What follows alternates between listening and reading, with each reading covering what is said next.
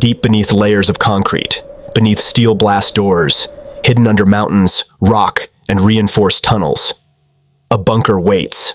For decades, bunkers like these have been sold as the ultimate insurance policy, the last line of defense, the place where leaders disappear when war begins, the place where bombs cannot reach, the place where enemies cannot find, or so everyone thought. Because in modern warfare, the question is no longer whether a bunker can survive a bomb. The real question is, can a bunker survive being found? And that single question may have changed warfare forever. Today, satellites watch from space. Signals intelligence monitors invisible communications.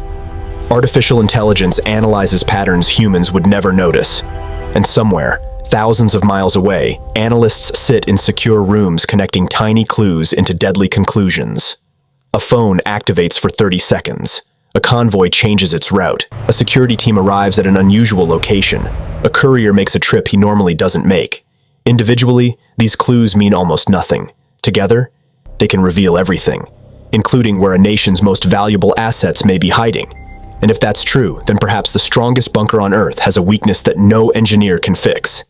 Not concrete, not steel, not missiles, human beings.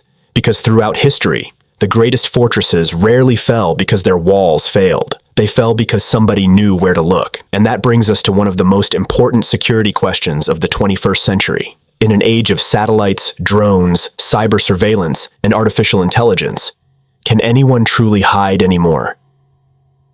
Why leaders build bunkers? To answer that question, we need to understand why bunkers exist in the first place. Throughout history, powerful leaders have feared one thing above all else: being caught unprepared. Every empire faced enemies, every government faced uncertainty, every leader faced the possibility that one day a crisis would arrive without warning. And when people fear uncertainty, they build protection: castles, fortresses, walls, underground shelters. The bunker is simply the modern version of an ancient idea. If danger comes from above, go below. If enemies are searching for you, disappear. If war begins, survive long enough to continue leading. During the Cold War, this logic expanded dramatically. Governments around the world invested enormous resources into underground facilities. Some were designed to survive nuclear attacks. Others were intended to preserve military command structures.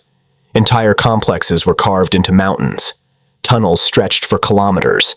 Blast doors weighed hundreds of tons. Everything was built around a single objective: survival. The assumption was simple: the deeper the facility, the safer it would be.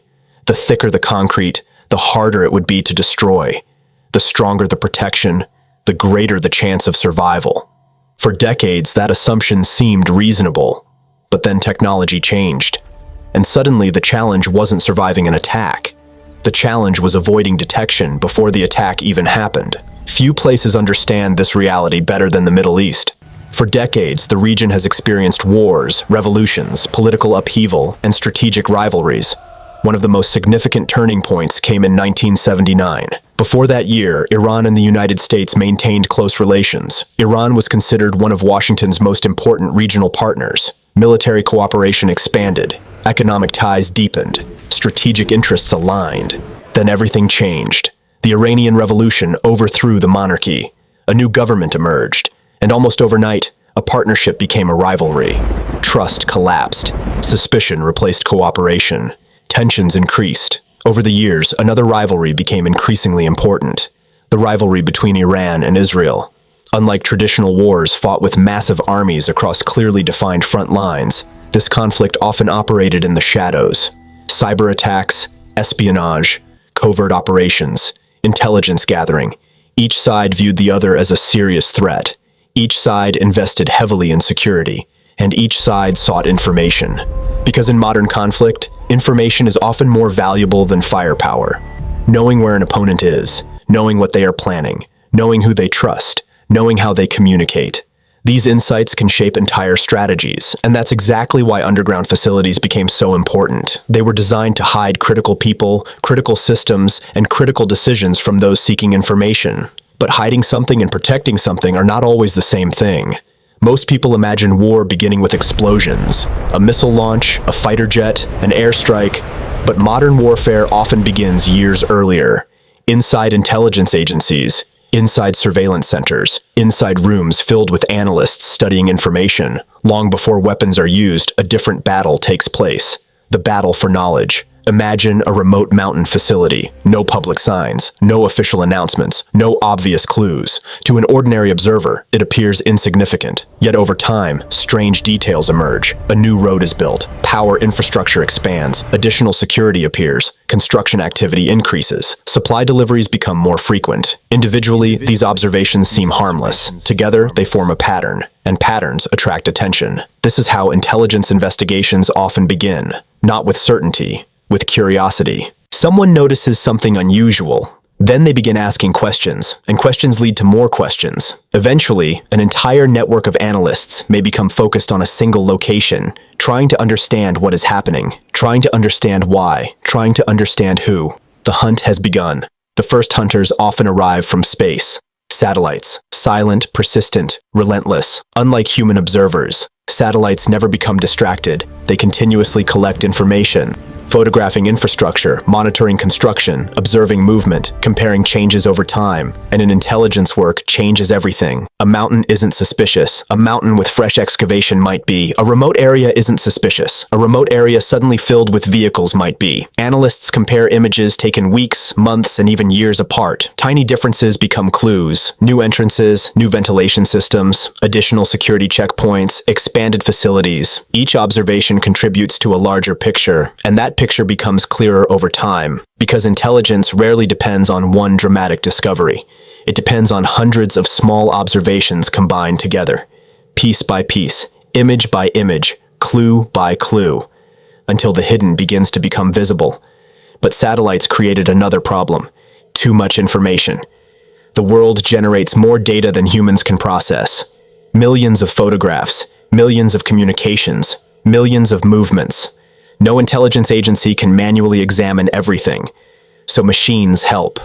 Artificial intelligence has become one of the most important tools in modern analysis, not because it predicts the future, but because it can identify patterns at extraordinary scale. Imagine reviewing 1 million photographs. A human analyst might require years. A machine can compare them in moments, searching for differences, searching for anomalies, searching for changes. A new road appears. The system notices. Vehicle traffic increases. The system notices. Construction expands. The system notices.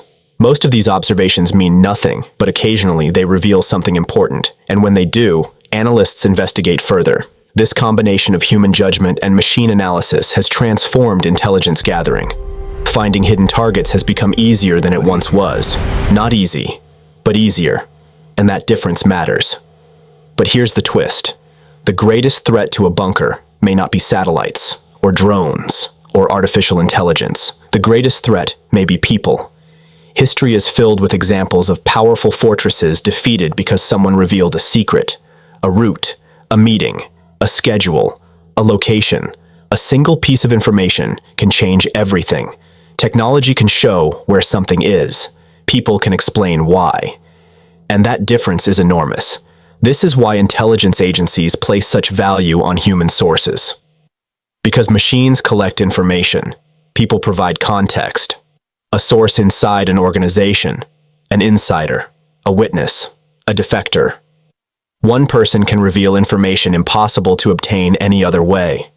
Throughout history, some of the world's most closely guarded secrets became known not because technology discovered them, but because people revealed them.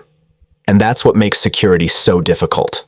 Concrete can be reinforced, doors can be strengthened, tunnels can be expanded, but human behavior remains unpredictable, and unpredictability creates vulnerability. At this point, you might think bunkers are obsolete, but that would be a mistake. Bunkers still matter. They still provide protection. They still buy time. They still improve survivability. Destroying hardened underground facilities remains extraordinarily difficult. Military planners understand that, which is why underground infrastructure continues to play an important role in national security. The difference is that the battlefield has changed. Once, bunkers were designed primarily to survive physical attacks. Today, they must also survive information attacks. The challenge is no longer just resisting bombs. The challenge is controlling information. Because every system creates traces. Vehicles require fuel. Facilities require power. Personnel require supplies. Communications require infrastructure. Every activity generates data, and data creates opportunities for analysis. This means modern warfare increasingly revolves around information: who collects it, who protects it, who understands it, and who acts on it first. The side that manages information effectively often gains a significant advantage, and that reality is reshaping military strategy around the world. So, can a bunker survive being found? The answer is complicated. A bunker can provide protection. A bunker can increase survivability. A bunker can preserve leadership during crisis. A bunker can buy valuable time. But a bunker cannot eliminate uncertainty. Nothing can. Not concrete, not steel, not technology, not intelligence, not power. Because uncertainty remains one of the most powerful forces in international affairs. It drives fear. It shapes strategy, it influences decisions, and it inspires nations to build fortresses beneath mountains. Perhaps that is the real lesson of this story.